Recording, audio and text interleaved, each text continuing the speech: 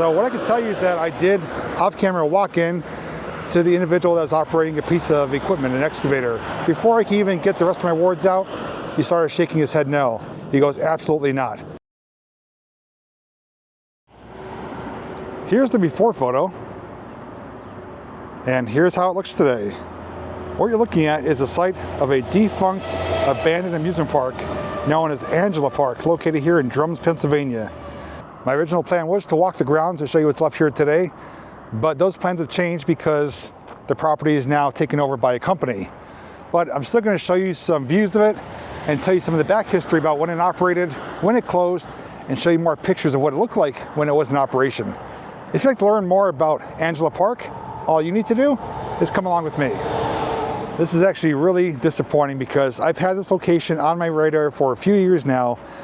I planned to come last year, but I just ran out of time to be able to do a full thorough video.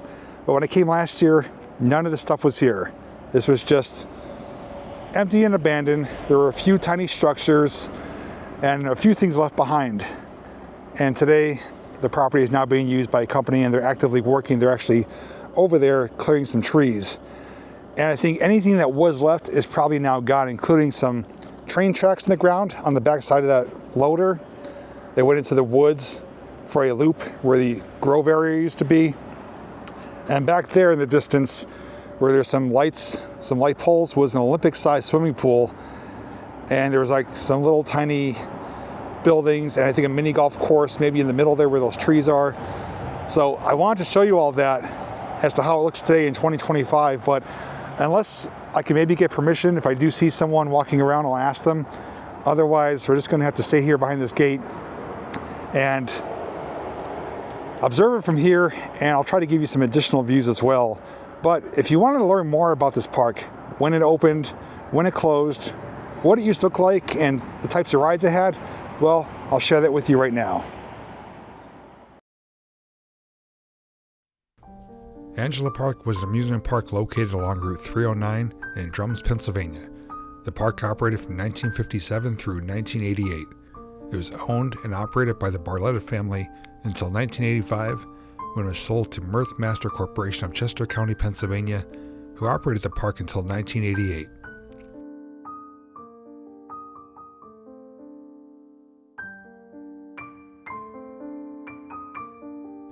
The amusement park started with only 6 rides, which included a junior-style wooden roller coaster built by the Philadelphia Toboggan Company. Throughout the years, a paratrooper, swinging ship, carousel, spiral slide, scrambler, Ferris wheel, antique cars, tilt-a-whirl, giant slide, sky ride, teacups, an assortment of kiddie rides, several souvenir stands, a stage, an arcade, athletic fields, miniature golf, picnic facilities, and an Olympic-sized swimming pool with diving boards were added and helped the park earn the title, the Playground of Northeastern Pennsylvania. In June 1972, Nescopec Creek flooded during Hurricane Agnes. The floodwaters damaged the picnic grove area, the golf driving range, and the parking area with over 6 feet deep of water. The park rebuilt and opened back up, but over the coming years, attendance started to decline with rising insurance costs and lack of bringing in new rides. The park's remaining years were limited. With bills piling up and being forced to file for bankruptcy, the current owners closed the park for good after the 1988 season. In 1990, the rides and equipment were auctioned off, and during the late 1990s, many of the buildings were razed. After closing, the park grounds were used by a junior college police training program, and in 2004, nearly all remaining structures were demolished. Today, all that remains are the scars of what once stood and the memories that were created here. So come along with me as we see what's left here in 2025.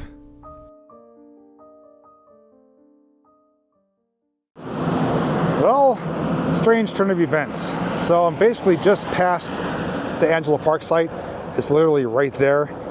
And I'm parked along the road here at this old motel, which is allowed me a spot to kind of pull over and reassess the situation. So what I can tell you is that I did off-camera walk in to the individual that was operating a piece of equipment, an excavator. I got his attention. I said, hey, sorry to bother you. I was looking to do a video on the former Angela Park. Before I could even get the rest of my words out, he started shaking his head no. I'm like, no. I was like, I can't even go by the pool or anything. He goes, absolutely not. Can't have you filming anything. I said, okay, just wanted to ask before I did try to get some footage, but he's like, well, I appreciate you asking, but definitely can't have you on this property here. So I don't know what's going on with it. Obviously, they're using it for storage of different materials, piping, spools of cable, and they're clearing whatever remaining trees or of whatever used to be there down. So it looks like little to nothing exists today, but I do have something with me that will allow us to get some views that won't affect us being on the property, but we can still get an idea as to what used to be where and get a look from it from a safe vantage point. All right, so with this now, you're gonna be able to get some views of the park, and I'll explain a few things. I don't know this park that well. I've never been here when it was open, but I did learn a few things other than what I shared already. So this is the site of the Olympic-sized swimming pool, which looks like it's now filled in. It's like a little pool house is still there.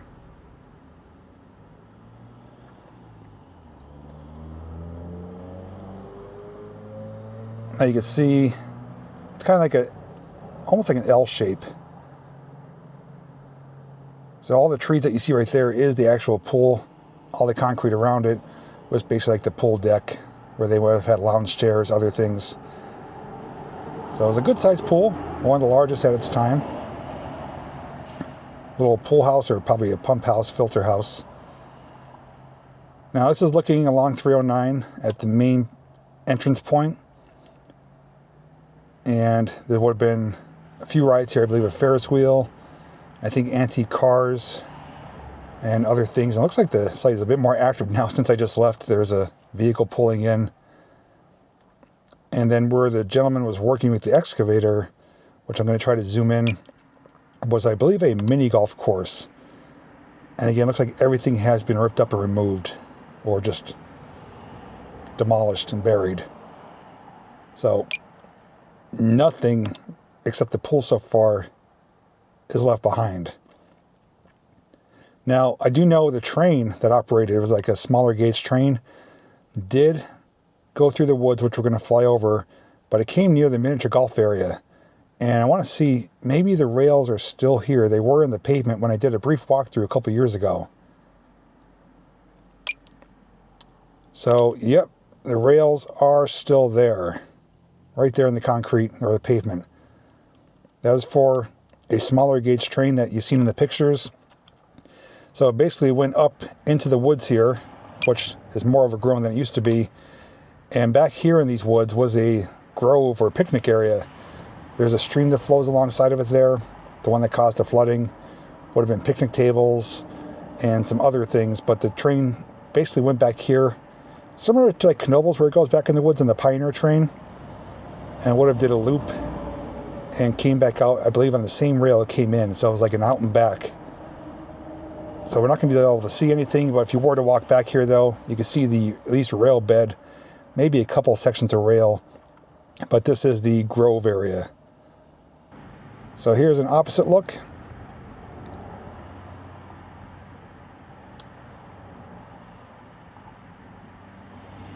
Just envision the pictures I shared with you, trying to identify what was where.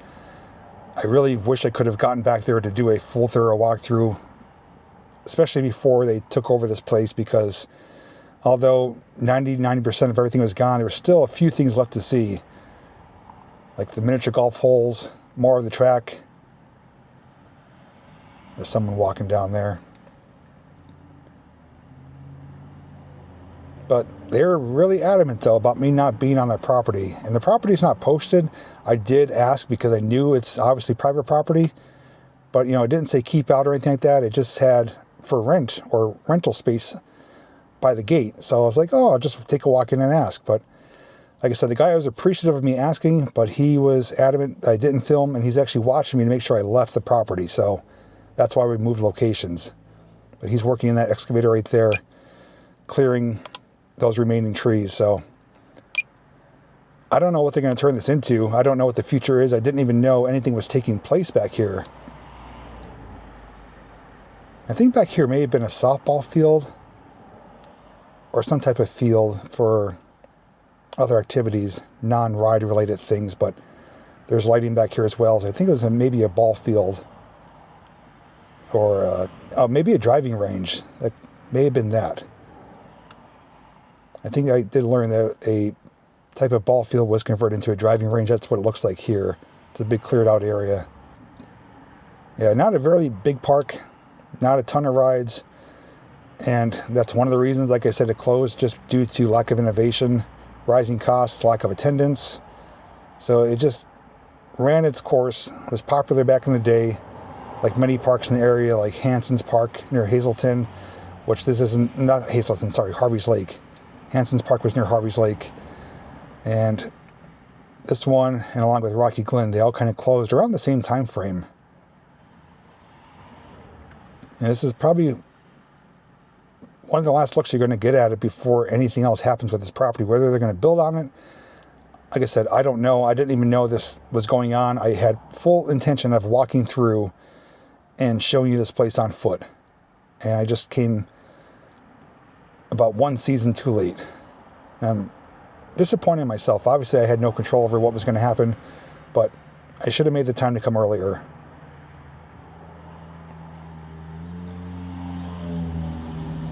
This is definitely a smaller park. Not a whole lot of room for parking. Rides are really close together. But the main entrance would have been right there. That's where the gate is, where I walked in. So those of you watching, if you are familiar with this site or what's going on here, feel free to share down below. Like I said, I went there respectfully asking for permission and was declined a hard no. Through the non-growth trees, so you could kind of see the grove area a little bit, although you can't make out anything. But there's the creek that flooded it, and the train came in here, looped around. Would have been a nice turnaround spot, scenic, shady, wooded, and back out to the loading area right by the miniature golf.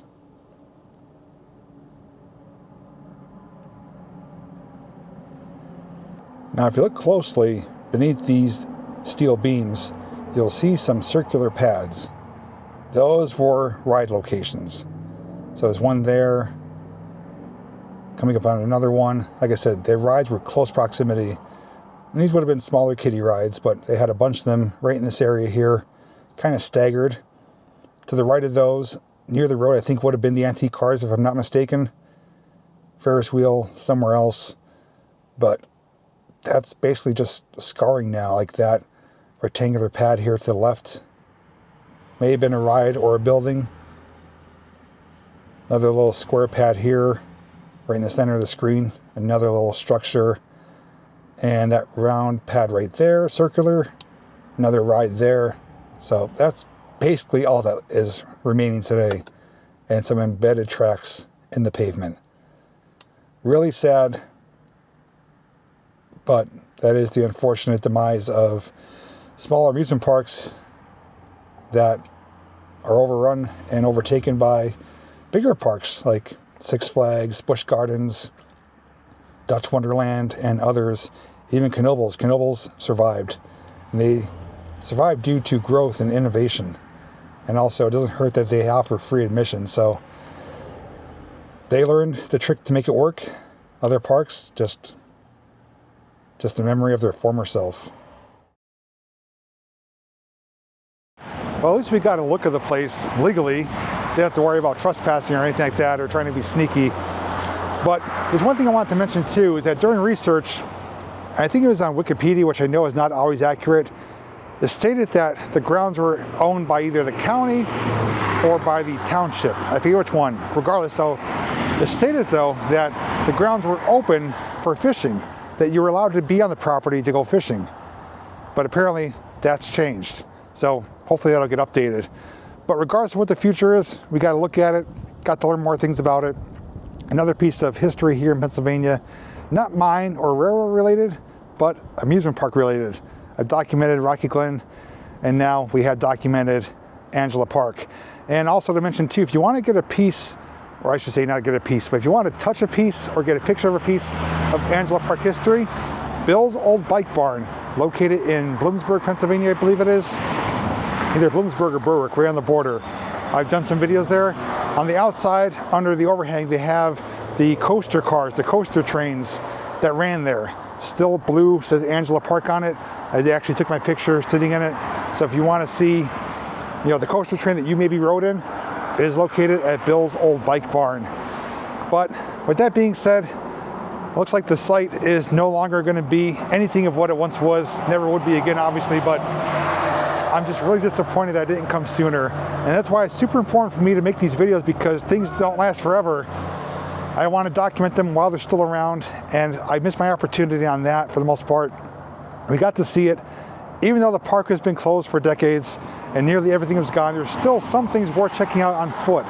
But now, pretty much those have been removed as well. What you saw today, it's all that's left, and it's actively being raised as we speak. So in a few days, probably nothing's going to be left at all, including the pool area. But anyways, if you have thoughts or memories or any information you want to share about this location, by all means, I'll look forward to your comments down below. Otherwise, thanks for watching, and as always, I'll see you in the next video.